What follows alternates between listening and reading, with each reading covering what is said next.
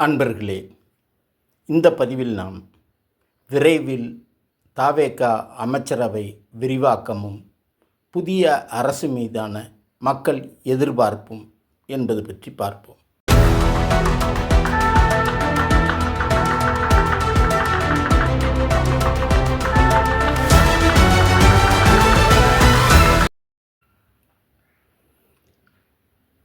தமிழகத்தில் நடந்து முடிந்த 17வது சட்டமன்ற தேர்தலில் தவேக வெற்றி பெற்று புதிய முதலமைச்சராக ஜோசப் விஜய் கடந்த 10ஆம் தேதி பொறுப்பேற்று கொண்டார்.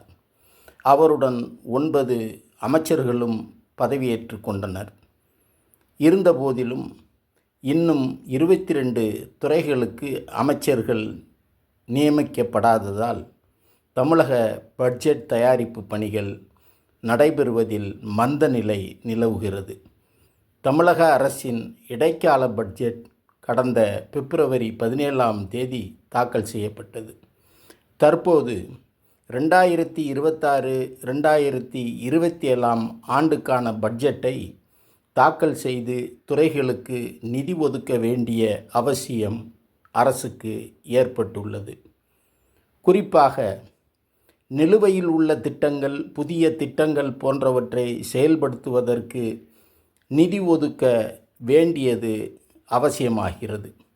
குறிப்பாக வனம், சுற்றுச்சூழல், வேளாண்மை, வருவாய், வீட்டு வசதி, கூட்டுறவு, குறு சிறு தொழில்கள், சமூக நலம், மீன்வளம், பால்வளம், கால்நடை பராமரிப்பு, சுற்றுலா, போக்குவரத்து, இந்து சமய அறநிலையத்துறை, உயர்கல்வி, தொழிலாளர்கள் நலன், ஆதிதிராவிடர் நலன் உள்ளிட்ட துறைகளுக்கு இன்னும் அமைச்சர்கள் நியமனம் நடைபெறவில்லை.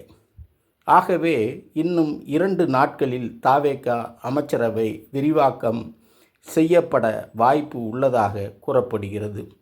நடப்பு சட்டமன்றத்தில் மொத்தம் 34 அமைச்சர்கள் இடம்பெறுவார்கள் என்றும் அதில் 26 அமைச்சர்கள் வரை தவேகவினர் இடம்பெற உள்ளதாகவும், பிற கட்சிகளுக்கு 8 அமைச்சர்கள் இடங்கள் ஒதுக்கப்படலாம் எனவும் கூறப்படுகிறது.